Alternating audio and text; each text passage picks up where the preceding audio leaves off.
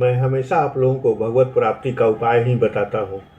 हम महापुरुषों के बताए हुए उपदेशों का ही वर्णन करता हूँ। मैं कोई ज्ञाता नहीं हूँ। बहुत अध्ययन करके तब ये सामने लाता हूँ। जब सृष्टि की रचना हुई तो सबसे पहले कानून बना।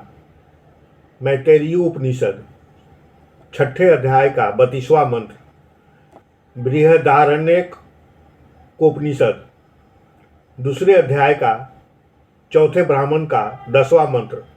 भगवान के श्वास से वेद प्रकट हुए। ब्रह्मा भी वेद को समझ नहीं सके। तब भगवान ने योग माया से ब्रह्मा जी को वेद का ज्ञान कराया। तब ब्रह्मा जी ने वेद का अर्थ जाना। सबसे पहले पुराण निकले ब्रह्मा के मुख से, क्योंकि वे वेद का अर्थ बताएंगे। भागवत को भी 5वां वेद माना गया है। छांदोग्योपनिषद 7वें प्रपाठक के पहले खंड का 4था मंत्र। भागवत भी कहती है पहले स्कंद के 4थे अध्याय का 20वां श्लोक। फिर जब सृष्टि का प्रलय होता है तो वेद भगवान में समा जाता है। वेद कहता है वे मूर्ख हैं जो स्वर्ग के लिए जब तब पूजा पाठ करते हैं, क्योंकि वह कुछ काल के लिए होता है।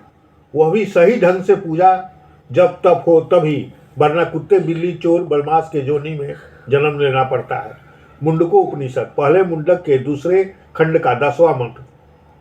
पुण्य का फल स्वर्ग है। भागवत 11वें स्कंद के 14वें अध्याय का 11वां श्लोक। वहां भी काम क्रोध लोभ स्वर्ग में है, इसलिए कर्म योग ठीक है। भागवत 11वें स्कंद के 19वें अध्याय का 18वां श्लोक।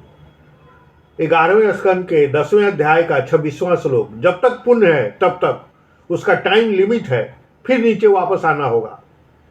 वास्तविक धर्म वह है जिसमें कृष्ण की भक्ति हो, बिना कारण के स्वतंत्र भक्ति हो, निष्काम हो। पहले स्कंद के 2 अध्याय का 8वां श्लोक। पहले स्कंद के 2 अध्याय का 29वां श्लोक। जो भगवान के निमित्त धारण किया जाए वही वास्तविक धर्म है। कोई भी धर्म हो, अगर उसमें श्री कृष्ण की भक्ति नहीं पैदा होती तो व्यर्थ है, निरर्थक है। गीता भी कहते 9वें अध्याय का 21वां श्लोक, 8वें अध्याय का 16वां श्लोक, ब्रह्म लोक जाकर भी लौटना पड़ता है। प्रेम और भक्ति ही भगवान के पास ले जाता है। भागवत 11वें स्कंद के 14वें अध्याय का 21वां श्लोक। मैं केवल भक्ति से ही प्राप्त हूं, अन्य कोई मार्ग से नहीं। ज्ञान मार्ग तो कलयुग में बहुत कठिन है। ज्ञानी बहुत से लोग जब तपस्वी मुनि पृथ्वी जल तेज वायु आकाश अहंकार को भेद देता है, पर माया में अटक जाता है। मन का अटैचमेंट जरूरी है। जब करने बैठिए, कीर्तन करने बैठिए या कुछ भी कीजिए, पहले जिस भगवान को करना है उनको सामने खड़ा कीजिए और मन से स्मरण करते हुए उनका नाम रूप गुण का अभ्यास करते रहिए। भक्ति युक्त साधना से अंतःकरण शुद्ध होता है। शुद्ध वस्तु से प्यार करेंगे, अंतःकरण शुद्ध होगा। प्रेम के स्वरूप को शब्दों से नहीं समझाया जा सकता, केवल अनुभव किया जा सकता है। जैसे मीरा, तुलसीदास, सूरदास, ये सब प्रेम भक्ति के उदाहरण है। बच्चा जब माँ के गर्भ से जन्म लेता है तो केवल रोता है, दुख मिटाने के लिए रोता है। वह शब्द का इस्तेमाल नहीं करता। वही रुदन जो पैदा होने के समय होता है, वही भगवान के सामने प्रकट कर दीजिए। उस रुदन में कोई छल प्रपंच और बनावट नहीं होता। तब गुरु की कृपा होगी तो दिव्य प्रेम मिलेगा। विदे निमि कह रहे हैं 9 जोगीश्वरों से। विदे निमि मिथिला के राजा को कहते हैं, और 9 जोगीश्वर मतलब राजा ऋषभ के 100 पुत्र थे। 81 पुत्र कर्म कांड में चले गए, 9 दिगंबर हो गए और 9 जोगीश्वर हो गए। 11वें स्कंद के 2 अध्याय का 29वां श्लोक।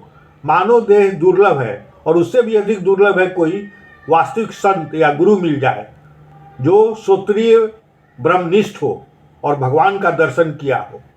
कान फूकने वाला गुरु नहीं। उसमें शंकराचार्य जी ने तीसरा उसमें जोड़ दिया भूख। माने आपको अगर भूख नहीं लगे और 56 भोग दे दिया जाए तो आप खाना नहीं खा पाइएगा। इसलिए शंकराचार्य ने उसमें भगवान का भूख जोड़ दिया, यानी मानव देह प्लस वास्तविक गुरु प्लस भूख। गुरु ही माया से निवृत्त करा देता है। अगर गुरु गलत हो गया तो दोनों नरक जाएंगे। मनुष्य का शरीर मिला है केवल भगवान से प्यार करने के लिए। संसार में केवल ड्यूटी कीजिए, व्यवहार कीजिए। जिससे प्यार करेंगे मरने के बाद उसी की प्राप्ति होती है। एक ज्ञानी भरत ऋषि थे। एक हिरन से प्यार हो गया।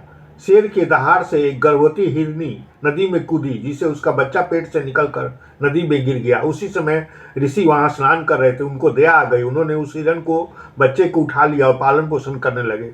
जब वे मरने लगे तो शिष्यों को बुलाकर उसे सौंप दिया। बोले कि तुम लोग इसका ध्यान रखना, और अपना हाथ उसके शरीर पर रख कर मर गए। मरने के बाद उस ज्ञानी भरत ऋषि को हिरन बनना पड़ा अगले जन्म में, क्योंकि मृत्यु के समय में उसी का चिंतन होता है जिसमें मन का अटैचमेंट होता है। अगर हमारा मन का अटैचमेंट किसी भी व्यक्ति के साथ हो, मरने के बाद वो जहाँ जाएगा उसको वहीं जाना पड़ेगा। गीता भी यही कहती है, 9वें अध्याय का 25वां श्लोक, जो सात्विक देवताओं से प्यार करेंगे वे स्वर्ग जाएंगे। जो राजस से प्यार करेंगे वो राजस को प्राप्त होंगे। जो तामस को प्यार करेंगे वो तामस को प्राप्त करेंगे। धन्यवाद।